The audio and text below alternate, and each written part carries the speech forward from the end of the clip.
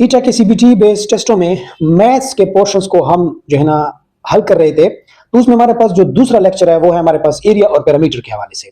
तो एरिया और पैरामीटर के बहुत सारे क्वेश्चन जो है ना तकरीबन हर एक सीबीटी बेस्ड टेस्ट में पूछा जाता है। जहां पे भी मैथ्स के क्वेश्चंस मौजूद होंगे सीबीटी बेस्ड टेस्टों में, वहां पे यहां से एक ना एक लाजमी क्वेश्चन होगा। यानी एक शेप आपको दी गई होगी, उसका लेंथ या ब्रीथ या विड्थ दिया गया होगा और आपसे उसका एरिया या पैरामीटर पूछा जाएगा। तो ये जो लेक्चर है इसमें आपका एरिया और पैरामीटर का मुकम्मल concept with short tricks and easy formula मैं आपको यहाँ पे सिखाऊंगा। तो चले चलते हैं। सबसे पहले हम ये सीखते हैं कि एरिया क्या होता है और पैरामीटर क्या होता है, यानी what is parameter and what is area. इसका मैं आपको एक सिंपल सा यहाँ पे शॉर्टकट और कंसेप्ट आपको समझाऊंगा। देखिए फॉर एग्जांपल हमारे पास ये एक खेत है, ठीक है, ये फॉर एग्जांपल हमारे पास एक खेत है। अब इस खेत के इर्द गिर्द जो हमने फेंस लगाए होते हैं कि यहाँ पे कोई जानवर ना आए या इस खेत को नुकसान ना पहुंचाए, या अपनी मलकियत शो करने के लिए जो हम खेत के आसपास एक फेंस लगा लेते हैं, तो ये जो एक फेंस लगा होता है पूरी बाउंड्री के इर्द गिर्द, आप इस फेंस को समझ लें कि ये एक पैरामीटर है, ठीक है।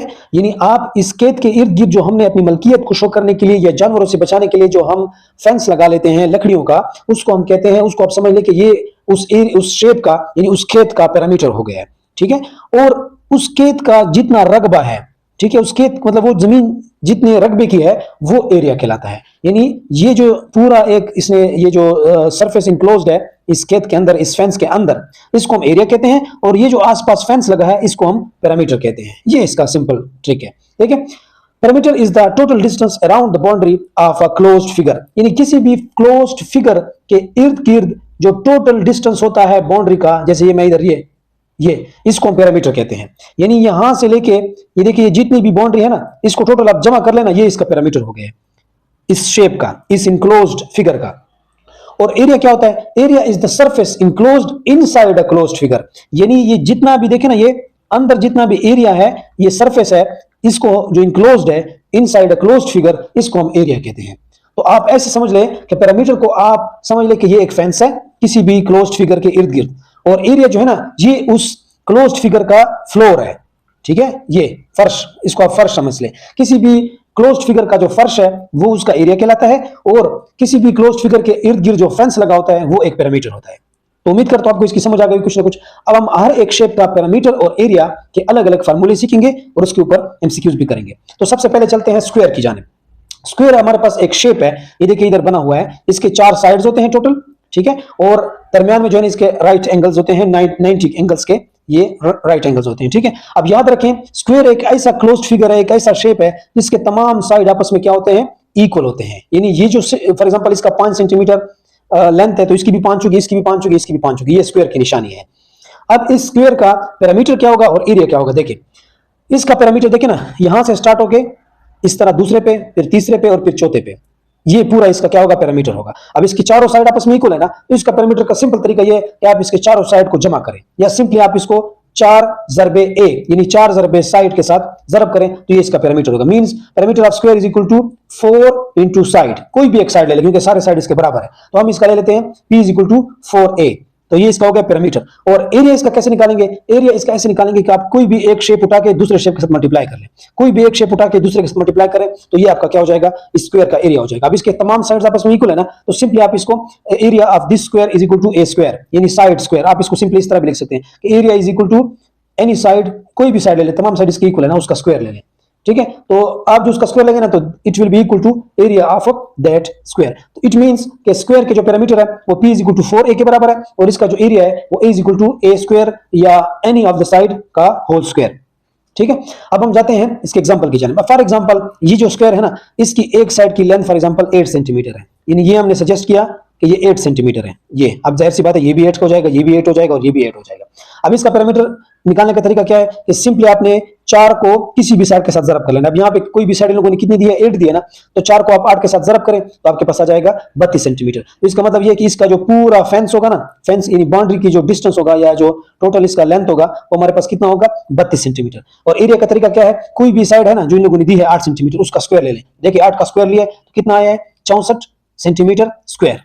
याद रखें पैरामीटर का जो यूनिट है वो सिंपल होगा, लेंथ वाला होगा, और एरिया जो होगा ना वो स्क्वायर होगा, चाहे जिसमें भी देते हैं, आपको मीटर में देते हैं, सेंटीमीटर में देते हैं, फीट में देते हैं, जिसमें भी देते हैं, इंच में देते हैं। तो आप लोगों ने ये बात याद रखनी है। तो ये हमारे पास एक शेप हो गया। अब दूसरे शेप की जानिब जाते हैं, वो है हमारे पास रेक्टेंगल। ये देखिए, ये रेक्टेंगल बना हुआ है, इसमें ये जो लंबाई वाली साइड होती है इसको हम लेंथ कहते हैं, और ये जो इसके अपोजिट ये जो इसके दूसरे साइड होते हैं इसको हम ब्रेड्थ कहते हैं, या आप इसको विड्थ भी कह सकते हैं। अब इसमें पहचान क्या है, इसमें याद रखें कि इसके टोटल 4 साइड्स होते हैं।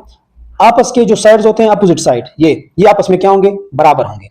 इसी तरह ये और ये आपस में क्या होंगे, बराबर होंगे। इट मींस कि अपोजिट साइड्स आपस में इक्वल होते हैं, और इसमें भी याद रखें कि तमाम एंगल 90 के बराबर होते हैं, राइट एंगल्स होते हैं।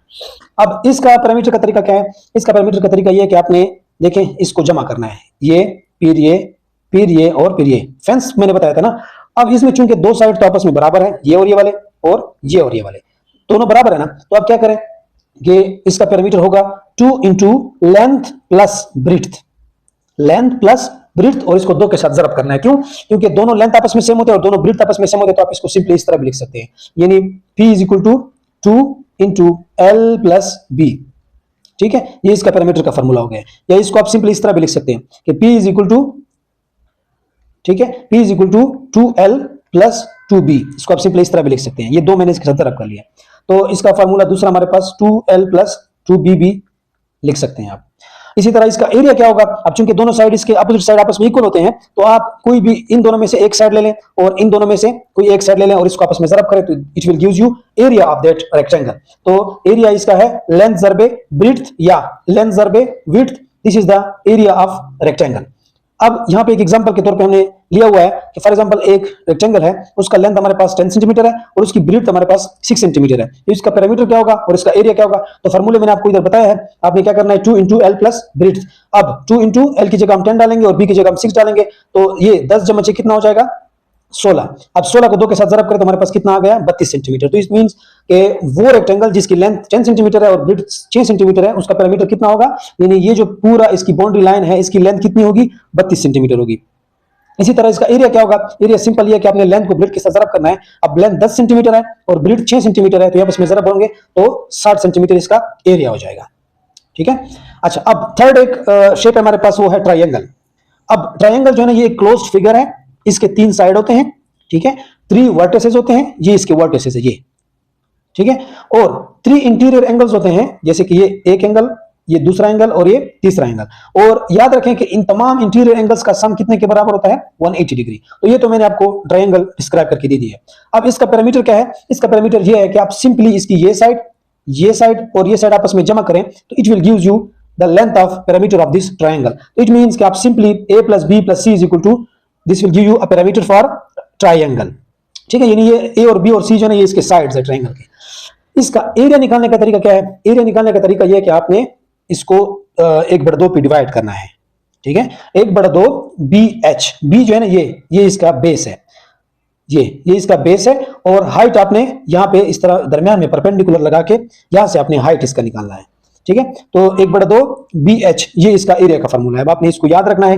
अब इसके लिए मैंने यहाँ पे एग्जांपल के तौर पे दिया है, बेस 10 सेंटीमीटर है, हाइट जो है ना 8 सेंटीमीटर है, और जो साइड्स है ना, अब ये तो बेस में तो एक साइड हो गई है ना, और बाकी दो जो साइड है ना वो एक 7 सेंटीमीटर है और एक 9 सेंटीमीटर है। तो पैरामीटर के लिए आपने क्या करना है, सिंपली इनके साइडों को जमा करना है, यानी 10 + 7 = 9, तो इनको हमने जमा किया तो 26 सेंटीमीटर आ गया। मींस कि इसका जो टोटल पैरामीटर है वो हमारे पास 26 सेंटीमीटर है। अब एरिया का फार्मूला मैंने पहले ऊपर लिखा है, area is equal to 1/2 into base ज़रबे हाइट। तो यहाँ पे आप बेस की और हाइट की वैल्यू पुट करेंगे तो उससे आपके पास जवाब कितना आ जाएगा, 40 सेंटीमीटर स्क्वायर। तो ये हमने ट्रायंगल का पैरामीटर और ट्रायंगल का एरिया हमने इन फार्मूलों से फाइंड आउट करना है।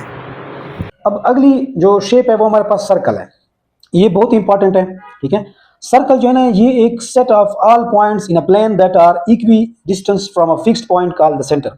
यानी ये एक इस तरह के पॉइंट्स का एक सेट होता है जो कि इक्वल डिस्टेंस पे होते हैं एक पॉइंट से, एक फिक्स्ड पॉइंट से, जिसको हम सेंटर कहते हैं। तो देखिए ना, ये कुछ सेट ऑफ पॉइंट्स होते हैं जो कि इक्वल डिस्टेंस में पाए जाते हैं, और इससे फिर हम एक सर्कल बना लेते हैं जो कि एक क्लोज्ड एक फिगर हो गया है। ठीक है, इसको हम सर्कल कहते हैं। अब ये जो सेट ऑफ ऑल पॉइंट्स है, ये फॉर एग्जांपल मैंने यहां से स्टार्ट किया और मैं इस तरह चलता गया और फिर उसी जगह पे पहुंच आया, तो ये जो पूरा हमने एक लेंथ कवर किया है इसको हम सर्कमफेरेंस कहते हैं। और मैंने आपको बताया था कि जो बाउंड्री होती है किसी भी क्लोज्ड फिगर के इर्द गिर्द, उसको हम सिंपली क्या कहते हैं, उसकी लेंथ को हम कहते हैं पैरामीटर। अब चूंकि देखिए ना, ये भी यहां से जाके वहीं पे आ गया है ना, तो इसको हम सर्कमफेरेंस भी कहते हैं और इसको हम पेरीमीटर ऑफ द सर्कल भी कहते हैं। तो इट मींस कि perimeter of a circle is equal to circumference and circumference is equal to 2 pi r। ठीक है, तो सर्कल का जो सर्कमफेरेंस है या सर्कल का जो पेरीमीटर है उसका फार्मूला है 2 पाई r, और इसका जो एरिया है ये तो आप बचपन से पढ़ के आ रहे हैं, area of circle is equal to pi r square. r is radius. ठीक है, ये जो सर्कमफेरेंस से लेके सेंटर तक जो फासला होता है, एक फिक्स्ड फासला होता है, इसको हम कहते हैं रेडियस। ठीक है, तो यहाँ पे देखिए हमने एक एग्जांपल के तौर पे लिया हुआ है कि फॉर एग्जांपल एक सर्कल है, उसका रेडियस जो है ना r जो है ना 7 सेंटीमीटर है, तो पाई की वैल्यू तो आपको पता है कि वो हमारे पास 22/7 है, वो तो आपने कांस्टेंट होती है, वो तो आपने वैसे फिक्स डाल ली है 22/7। ठीक है, तो सर्कमफेरेंस का फार्मूला है 2 पाई r, तो 2 और पाई तो आपके पास वैल्यू मौजूद है और r की जगह आप 7 डालेंगे। ठीक है, तो ये 7 और ये 7 आपस में कट जाएंगे तो 2 × 22 हो जाएगा, and circumference of this circle is equal to 44 centimetre. इसी तरह एरिया के लिए आप क्या करेंगे, पाई r स्क्वायर, तो पाई की वैल्यू हमारे पास 22/7 है और r की जगह आप 7 डालेंगे तो 7 का स्क्वायर 49 हो जाएगा। अब 22/7 × 49, तो ये 7 का टेबल 49 पे जाएगा 7 दफा। ठीक है, तो इट मींस कि हमारे पास 22 × 7 होगा और 22 × 7 is equal to 154 centimetre square. ठीक है, तो ये इसका एरिया हो जाएगा इस सर्कल का। तो ये सर्कमफेरेंस और एरिया का मैंने आपको सर्कल के हवाले से बता दिया। अब एक अगली शेप में जाते हैं, वो हमारे पास है पैरेललोग्राम। ठीक है, पैरेललोग्राम में एक हमारे पास इस तरह की एक शेप है, एक क्वाड्रिलेटरल शेप है, जिसके अंदर अपोजिट साइड जो है आपस में पैरेलल होते हैं। देखें, ये साइड और ये साइड ये आपस में पैरेलल होते हैं और इक्वल भी होते हैं। इसी तरह ये साइड और ये साइड आपस में पैरेलल है और इक्वल भी है। तीसरी बात, इसके अंदर जो अपोजिट एंगल्स होते हैं वो हमारे पास इक्वल होते हैं, यानी ये एंगल और ये एंगल ये आपस में बराबर होंगे। इसी तरह ये एंगल और ये एंगल ये आपस में बराबर होंगे। So these are the characteristics of parallelogram. अब इसका पैरामीटर का तरीका सेम बिल्कुल रेक्टेंगल की तरह है, यानी P is equal to 2 × a + b। ये a जो है ना ये साइड्स है, ये वाली साइड, और b जो है ना ये दूसरी वाली साइड है। ठीक है, तो इसका पैरामीटर का फार्मूला है 2 × a + b, और इसका एरिया निकालने का तरीका ये है कि वो आपने क्या करना है, area is equal to base / height. Height निकालने के लिए आपने जो है ना राइट एंगल परपेंडिकुलर बनाना पड़ेगा यहाँ पे। तो ये एग्जांपल के तौर पे दिया हुआ है, बेस हमारे पास 12 सेंटीमीटर है। ठीक है, और साइड जो है ना ये जो इसका नीचे की बात हो रही है, इसकी बेस की, हमारे पास 12 सेंटीमीटर है और साइड इसका 7 सेंटीमीटर है, 7 जो बी है, और हाइट इसका 5 सेंटीमीटर है। तो इसी के थ्रू इन लोगों ने देखिए ये पैरामीटर निकाला हुआ है 2 × a + b फार्मूले के थ्रू, और ये एरिया निकाला हुआ है a = b × हाइट। ठीक है, तो इस फार्मूले के थ्रू आप पैरेललोग्राम का पैरामीटर और एरिया निकाल सकते हैं। तो ये नीचे मैंने वैल्यू दी हुई है, आप इसी के थ्रू प्रैक्टिस करके इसका पैरामीटर और एरिया निकाल लें। अब अगली शेप हमारे पास है रोम्बस। रोम्बस भी हमारे पास एक क्वाड्रिलेटरल जो है ना शेप है, इसके अंदर तमाम साइड्स आपस में इक्वल होते हैं, यानी ये और ये चारों साइड ये तमाम आपस में इक्वल होंगे। Opposite angles are equal. इसी तरह ये जो अपोजिट एंगल्स होते हैं ये भी आपस में क्या होते हैं, बराबर होते हैं। The diagonals bisect each other at right angles. इनके जो डायगोनल्स होते हैं, यानी ये एक डायगोनल्स है। ठीक है, ये जो इनके जो डायगोनल्स होते हैं ये एक दूसरे को बाइसेक्ट करते हैं राइट एंगल ट्रायंगल पे। देखिए ना, इस डायगोनल ने इस डायगोनल को बाइसेक्ट किया है राइट एंगल्स पे, तो ये रोम्बस की पहचान है। अब इसका जो पैरामीटर है वो सेम बिल्कुल स्क्वायर की तरह है, यानी P = 4a। क्यों? क्योंकि इसके तमाम साइड आपस में इक्वल है। और एरिया इसका क्या है, एरिया इसका है 1/2 × डायगोनल 1, यानी फर्स्ट डायगोनल ज़रबे सेकंड डायगोनल। तो ये इसका एरिया का फार्मूला हो गया। यहाँ पे मैंने आपको वैल्यू दी हुई है, साइड की वैल्यू दी है 6 सेंटीमीटर। अब इसके तमाम साइड आपस में इक्वल होते हैं ना, तो आप इसकी टेंशन ना लें। आपको एक साइड दी है ना, तमाम चारों के चारों साइड की वैल्यू कितनी होगी, 6 सेंटीमीटर होगी। पहला जो डायगोनल है वो 10 सेंटीमीटर है और दूसरा जो डायगोनल है वो 8 सेंटीमीटर है। दूसरे के थ्रू आप पैरामीटर और एरिया का वैल्यू निकाल सकते हैं through this formula. P = 4a, area = 1/2 × diagonal first ज़रबे डायगोनल 2। तो ये थे रोम्बस के पैरामीटर और एरिया का फार्मूला। अब है उसके बाद हमारे पास लास्ट एक शेप है, बहुत ही जो है ना इंपॉर्टेंट है, ट्रेपीजियम, या इसको ट्रेपेजाइड भी कहते हैं। ये भी हमारे पास एक क्वाड्रिलेटरल शेप है और इसके अंदर जो है ना 1 pair of opposite side parallel होते हैं, यानी इसके अंदर एक जो पेयर होता है ना अपोजिट साइड्स का वो आपस में पैरेलल होता है। जैसे फॉर एग्जांपल ये देखें ना, ये और ये आपस में पैरेलल है, सिर्फ एक पेयर, यानी ये वाले पेयर आपस में पैरेलल नहीं है, सिर्फ एक पेयर पैरेलल होगा अपोजिट साइड्स का। ठीक है, इसका जो है ना सिंपल जो एरिया का फार्मूला है वो हमारे पास है 1/2 × a + b, ठीक है, into height, a + b into height. ये जो है ना इसके एरिया का फार्मूला है 1/2 × a + b। ये a और b जो है ना ये साइड्स है, अपोजिट साइड्स होते हैं, ये साइड और ये साइड।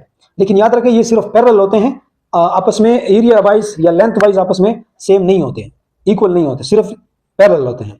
तो ये ए की वैल्यू आपको दी गई होगी और बी की वैल्यू भी दी गई होगी और साथ में हाइट भी दी गई होगी और उसी के थ्रू आपने इसका एरिया निकालना है। ए जो है हमारे पास length of first parallel side, b is length of second parallel side. ये आपस में पैरेलल तो होते हैं लेकिन इक्वल नहीं होते लेंथ में, तो इनकी अलग अलग वैल्यू होगी। इसी तरह जो हाइट है वो हमारे पास एक परपेंडिकुलर डिस्टेंस होता है ए और बी के दरमियान, तो ये भी आपको दी गई होगी। तो ये देखिए ये हमारे पास एग्जांपल के तौर पे दी है कि ए की वैल्यू 10 सेंटीमीटर है और बी की वैल्यू 16 सेंटीमीटर है और हाइट जो है इसका 8 सेंटीमीटर है, तो उसी के थ्रू आप एरिया निकालें। तो फार्मूला मैंने आपको बता दिया है, आप इसको जो है ना सॉल्व कर लें, तो ये आपको क्या दे देगा, एरिया ऑफ ट्रेपीजियम।